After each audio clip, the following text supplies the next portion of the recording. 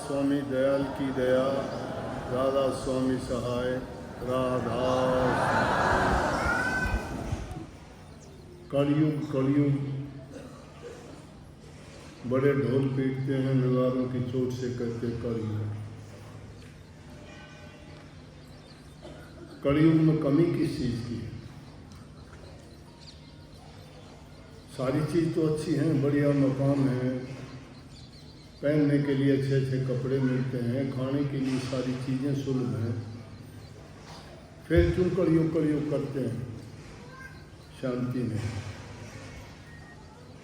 ऊंचे बड़े मकान हैं, धन दौलत है, किसी चीज़ की कमी नहीं है, फिर भी लोगों के मन में शांति नहीं। पहले वाला आपसी प्रेम नहीं है, नफरत एक दूसरे के प्रति इतनी बढ़ गई कि घर में परिवार में भी भाई भाई का दुश्मन है, बाप बेटे की आपस में नहीं बनती। कहने का मतलब ये है कि जहाँ इतना प्यार प्रेम आपस में होता था, इंसान इंसान की कदर करता था, दुख में दर्द में पीड़ा में उसका सहाय और साथी होता था। ये बात तो बड़ी सटीक और सही कही है कि कलयुग के पहरे में संत जो आगे काम करते हैं वो और किसी पुरुष की बात नहीं है। इस कलयुग के टाइम में भी जो आदमी प्यार की, शांति की ये बात अगर किसी को सिखाता है, उस रास्ते पे चलाता है, तो बहुत ऊंची बात है। देखते नहीं हो, धर्म धर्म से लड़ता है, जाति जाति से लड़ती है, भाई भाई से लड़ता है, एक प्रदेश दूसरे प्रदेश से, एक देश दूसरे देश से। पहले से ज़्यादा शिक्षा है, पहले से ज़्यादा प्रचार है, सब चीज़ों को जानते हुए भी ये आदमी कितनी बड़ी गलती करता है। संतों ने तो हर युग में जो बात कही वो हर युग में सत्य है। कबीर साहब कहते हैं, मन जानत सब बात जानत ही ओगुण करे, काहे की कुशलात हाथ दीप ले कुअत। कहां से कुशल है वो?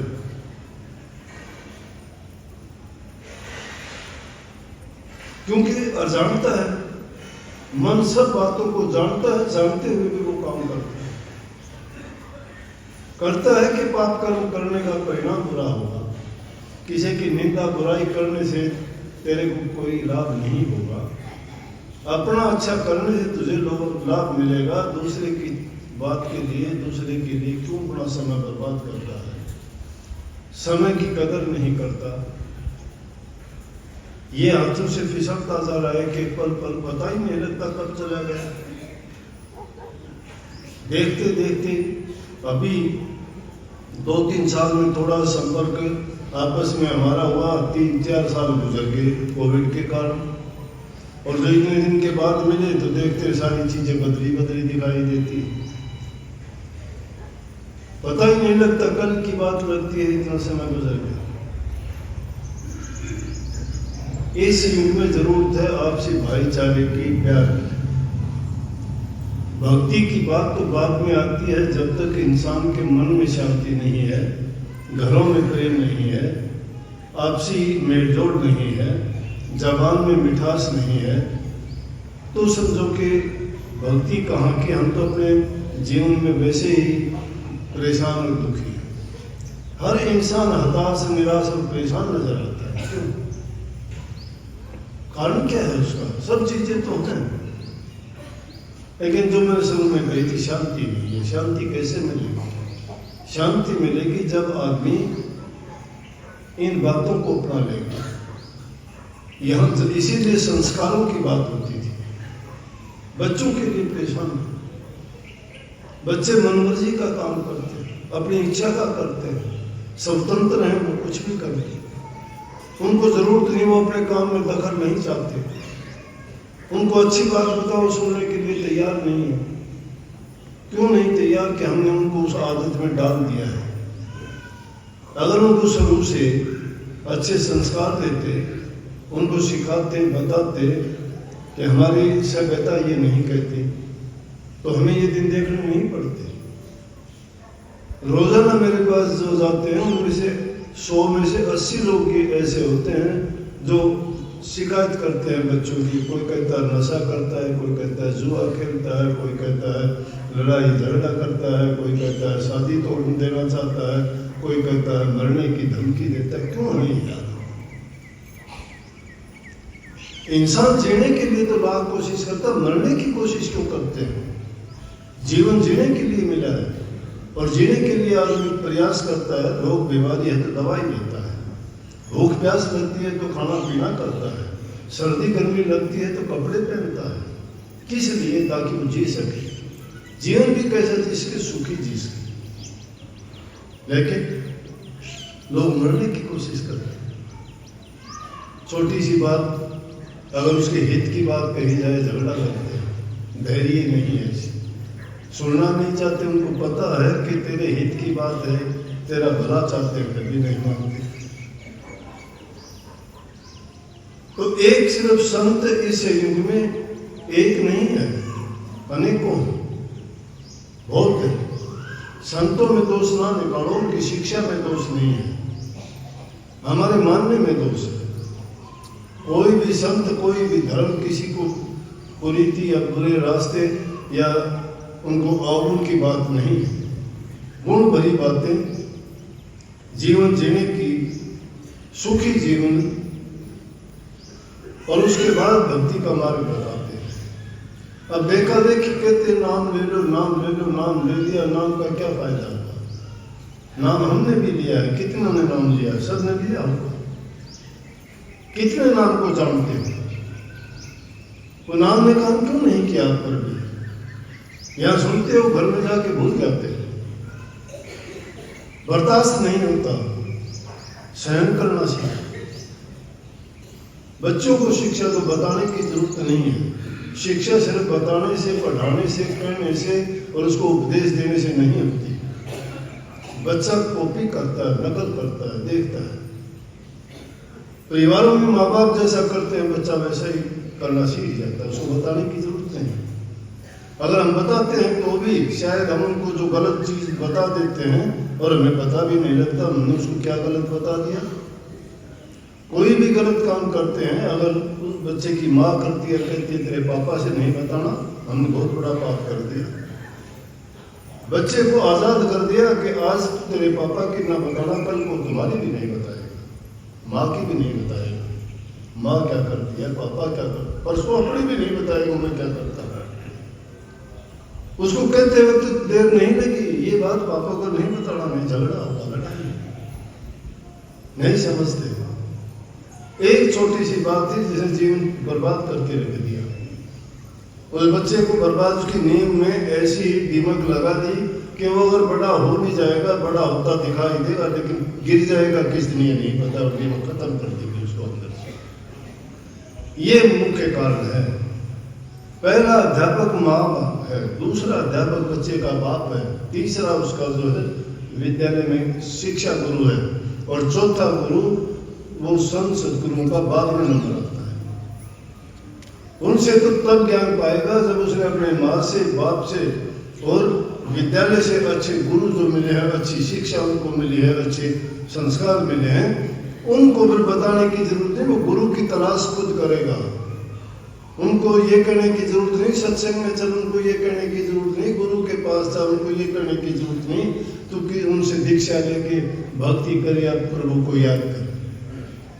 वो खुद तलाश करेगा जिसके संस्कार अच्छे हैं, जो गुणवान है।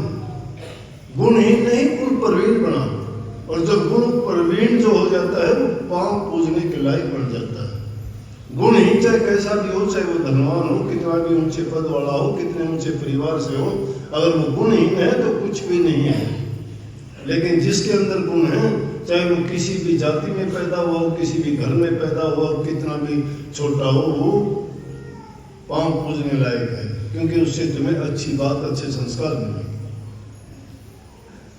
भक्ति के लिए ये चीज नहीं है कि अभी नाम लेके जाके बैठ जाओगे, 3 चीज तुम्हें बता दी कि नाम का सुमरण ऐसे करना है, ध्यान ये करना है, और शब्द को इस तरह से सुनना है।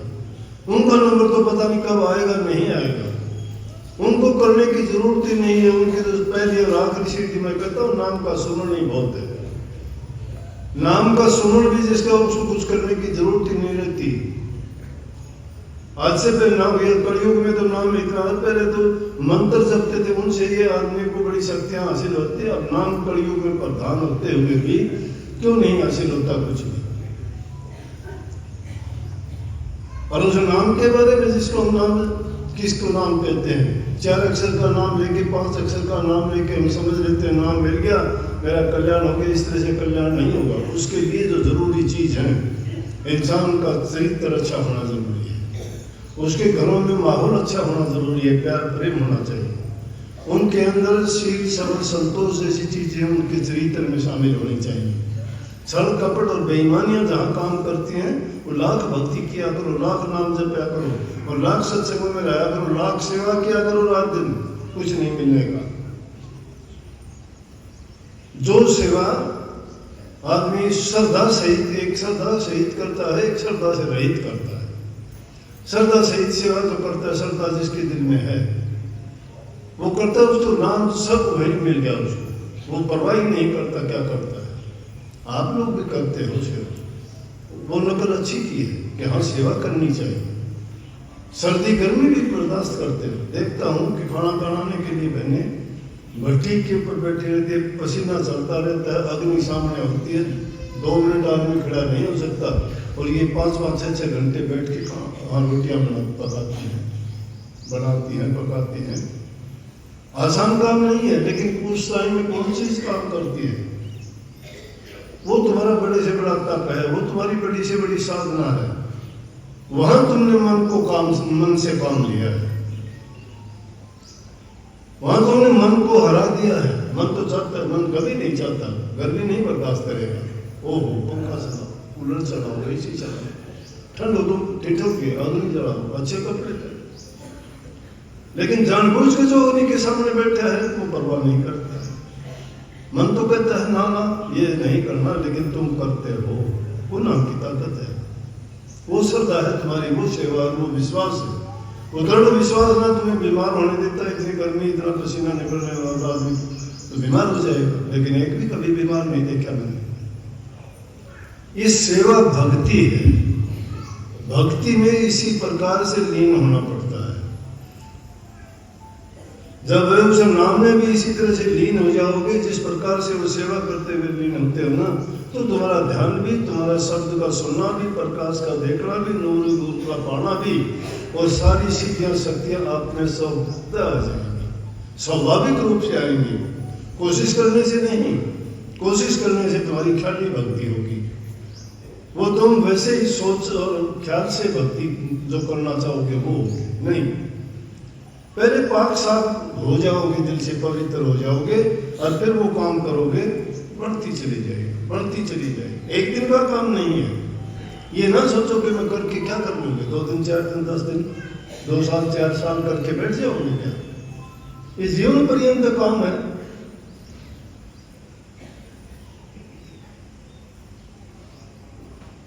साथ का जीना जिंदगी भर का ऐसा है। इस प्रकार से भट्टी के सामने खाना बनाते हैं, दिखाई नहीं देता, चौकसी करनी पड़ती है, पहरेदारी करनी पड़ती है, मन की करनी पड़ती है, कोई आदत ना बिगड़ जाए उसकी करनी पड़ती है। अच्छा बोलो, नेक काम करो, जबान से मीठा बोलो, किसी का मन जीतो, किसी को अपना बना लोगे बहुत बड़ा काम करो। लेकिन हम तो अपनों से जब बिछुड़ रहे हैं, किसी को अपना कैसे बना लेंगे? मीठा बर्ताव करने के पैसे नहीं लगते, अच्छा बोलने के पैसे नहीं लगते, हंसते मुस्कुराते किसी से बात करोगे उसको आप खुशी दे देते हो। जिस प्रकार से दुख दर्द पीड़ा तकलीफ में दवाई मलहम काम करती है भाव पर, उसी प्रकार से तुम्हारे मीठे शब्द इंसान को, दुखी इंसान को भी सुखी कर देंगे। देखते नहीं क्या, जब कोई किसी को पीड़ा होती है, उदासी होती है, किसी के घर में किसी की मृत्यु हो जाती है, तो जाके बैठते हैं, हफ्ता 10 दिन बैठते हैं, वही बात जिक्र करते हैं, वो ऐसा था, ये था, वो था, उसका दर्द दूर हो जाता है। 10 दिन के बाद उनको याद ही नहीं रहता, जाने वाला जवान था गया, उसमें क्या गुण थे गया, कोई याद नहीं करता। क्यों? उन्होंने जिक्र कर करके उसको बांट दिया। तो दुख के समय में जब किसी के पास जाके बैठते हो, तुम उसका दुख बटा लेते हो, और सुख के समय जब किसी के पास जाके, चाहे दुखी इंसान भी उस सुख में जाएगा, वो जहाँ नाच कूद खेल होता है वो भी हंसने लग जाएगा, भूल जाएगा, वो दर्द उसका दूर हो जाएगा। इसी प्रकार से संसार में जो हम कितने युगों से, कितने जन्मों से फंसे हुए हैं, उनसे धीरे धीरे करके सुलझाना पड़ेगा। इस मन में सुलझाना पड़ेगा, लेकिन यकीन गुरु की बात पर करना पड़ेगा। गुरु की बात मिथ्या नहीं होती। जब कभी भी याद करोगे, कर लेना, देख लेना आजमा के कि बात हमेशा सत्य निकलेगी। चाहे वो किसी भी रूप में कही गई हो, क्यों सत्य निकलेगी कि उनको कोई स्वार्थ नहीं है, उनको किसी से द्वेष नहीं है। वो बात सार्वभौमिक, सार्वजनिक, सर्वजन हिताय के लिए, सबके सुख के लिए, सबके लिए। ये तो नहीं मैंने इसके कान में कह दी उससे बचा दिया, नहीं। लेने वाला चाहिए उसका क्या विचार किया करो, चिंतन किया। चिंताओं में जितना डूबते हो ना, उसकी बजाय चिंतन किया करो कि ऐसा क्यों होता है। जब चिंतन करते करते तुम उस बात के निष्कर्ष पर पहुंच जाते हो, हमारे घर में समस्या आती है, उसके बारे में सोचते हो, गहराई से सोचते हो, बैठ के सोचते हो, एकाग्रचित होकर सोचते हो, और आखिर टाइम ऐसा आता है कि तुम अपने आप उसके निर्णय पर पहुंच जाते हो, हाँ ये कर लेना चाहिए, चिंतन के बाद। इसी प्रकार से उस नाम का भी चिंतन करना है, उस नाम का सुमन करते करते चिंतन करना है कि नाम में शक्ति है। लेकिन हम तो नाम का भी 2 मिनट के लिए बैठे नहीं, दुनियादारी की बातें किसी किसी को याद करते हैं। भक्ति नाम की थोड़ी उन लोगों की करते हैं, उन समस्याओं की करते हैं। उन बातों को निकाल के खालिश हुआ करता है। खालिश कब होता है इंसान? सब कुछ सब भूल जाए। कितने टाइम के लिए? मैं कहता हूँ थोड़े से समय के लिए भी भूलोगे ना, इतना आनंद आएगा कि महसूस करोगे कि मैं तो बेकार अपना टाइम बर्बाद करता था। अगर इसी प्रकार से धीरे धीरे करते करते ऐसा टाइम आएगा कि कबीर साहब ने ऐसे नहीं कह दिए कि जाप मरे हसपा मरे अनहद भी मर जाए। जाप तो आपको सोच के करना पड़ेगा, करते करते आदत हो जाएगी। कई किसी ने सवाल किया था, बोला जी हसपा जाप बैठा भी होगा या नहीं होगा तो भी, बोला जी हसपा जाप कैसा होता है? बोला क्या करेगा पूछ के, परीक्षा देनी है, क्या करोगे? अजपा जाप क्या है?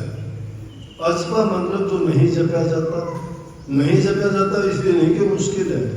अजपा जाप वो है, जाप जपते जपते वो जपने की जरूरत नहीं, पहले तो जानबूझ के उसका जाप करते हो, जबान, दांत, होठ, कंठ की सहायता से बोलना पड़ता है।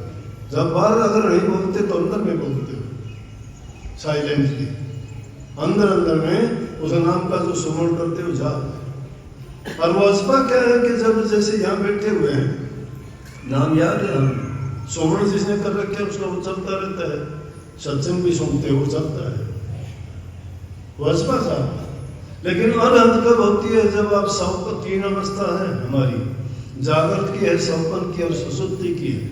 वो तीनों अवस्थाओं में ही जब जागृत हो जाता है, नाम कभी नहीं सोता है। नाम इसी प्रकार से चलता रहता है जिस प्रकार से हृदय की गति हमारी चलती रहती है, वो अनहद है। वो रुकता ही नहीं है, तुमने उसको उसके अंदर पिरो दिया है बाड़ा की तरह से।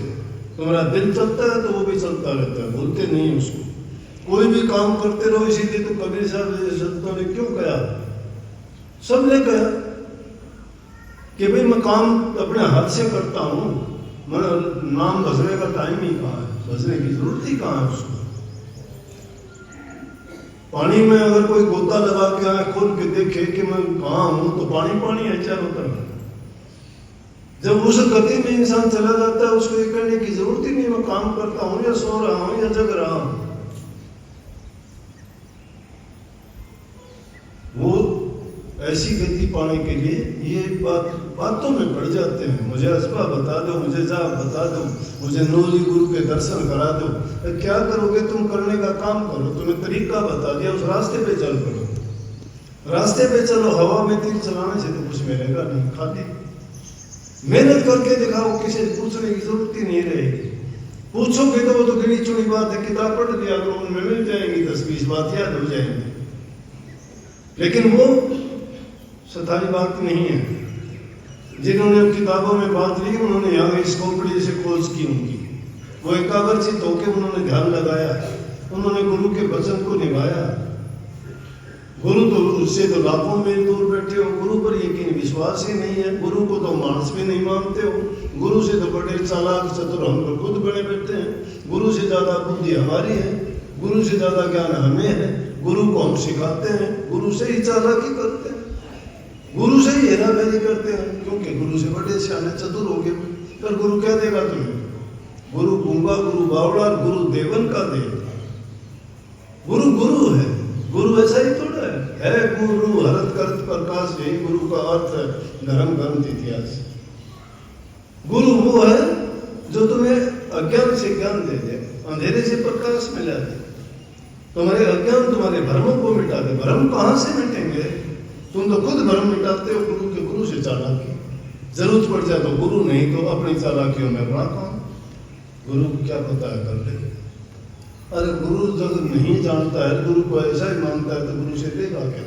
अगर ले भी गा तो तेरा उससे काम भी नहीं चलेगा।